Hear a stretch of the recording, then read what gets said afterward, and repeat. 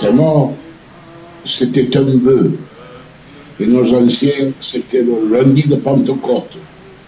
Et une personne ne travaillait. On montait tous en pèlerinage à Saint-Maur, mais il n'y avait pas de procession à l'époque. Seulement, en haut, il y avait les vœux. Les vœux, c'était le tour de la chapelle. Il fallait faire 9 tours en disant le chapelet. Et c'était en continu. Seulement, il n'y avait pas la route. Et il y a une vingtaine d'années, ils avaient laissé encore un morceau de route pour faire les vœux. Et puis maintenant, tout ça a disparu, bien entendu. Et voilà, les gens montaient là-haut et la messe avait lieu du côté nord, pas du côté sud comme maintenant. Quatrième mystère lumineux, la transfiguration du Seigneur.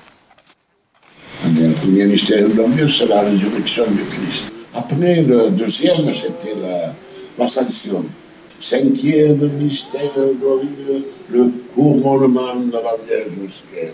Alors, à chaque mystère, il y avait, parce que ça serait eu trop long, chapelet, il y avait un Notre Père, 3 jours au Salut Marie, un Gloria et un chant.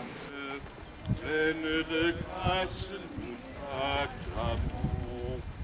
Ave, Ave, Ave Marie. La procession, elle vient que les vœux ont disparu. Les vœux qu'on faisait autour de la chapelle. Alors, ils avaient coupé la route, et la procession a disparu. Alors, nos anciens se sont imaginés de faire une procession ce jour-là, en partant de la place du village, une demi-heure avant. Voilà où est née la procession de Saint-Maur.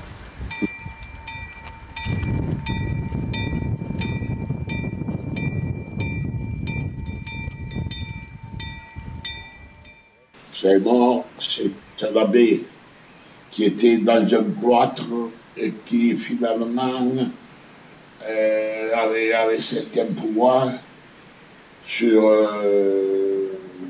l'agriculture, sur les bêtes, et il avait une grande foi. À la fin de la messe, il y avait la bénédiction des enfants et la bénédiction des campagnes. Alors je vous bénis au nom du Père et du Fils et du Saint-Esprit. Amen. Et que le Seigneur Dieu Tout-Puissant nous bénisse tous, le Père, le Fils et l'Esprit. Amen. Et nous allons bénir les terres. On demande des grâces pour la maladie, pour les récoltes, pour ne pas avoir d'orage, pas de grêle, pas de demande de grâce. Permis de grandir, de porter du fruit. Alors apprends-nous à reconnaître en toi le Maître. Il y avait une grande foi sur Saint-Maur, mais une légende comme celle-là, je ne crois pas.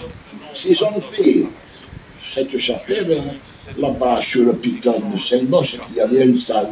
Mais, qu'est-ce que tu veux, ça... Moi, je me rappelle plus de tout, puis de toute façon, je n'ai pas l'âge de la chapelle. Je sais que Saint-Maur, c'était bien d'été.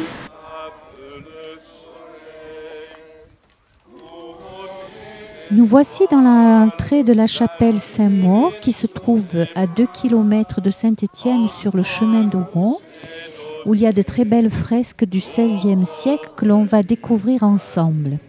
D'abord, tout en haut, nous avons sur la fresque le Christ en croix accompagné des 2 larrons, de Marie et de Saint Jean. Au-dessous, dans la fresque centrale, nous voyons la Vierge qui est en train d'allaiter son enfant. C'est une chose exceptionnelle de voir la Vierge allaiter son enfant. L'enfant est un peu grand d'ailleurs pour être au sein de sa mère, mais ce n'est pas n'importe lequel, puisqu'il s'agit du Christ, qui est le roi des rois. La Vierge est représentée à genoux. D'habitude, on la voit à genoux sur le sol, alors qu'ici, on a pris la précaution de la mettre sur un petit coussin. Vierge de l'humilité et Vierge donc qui est représentée comme elle était avant d'avoir son enfant, c'est-à-dire sans le voile. Sur cette fresque sont représentés 2 angelots musiciens.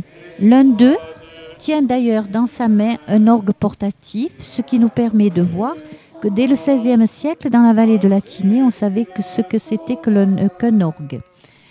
Près d'elle se trouve également Saint-Joseph. Saint-Joseph aussi très original puisqu'on l'a habillé à l'orientale.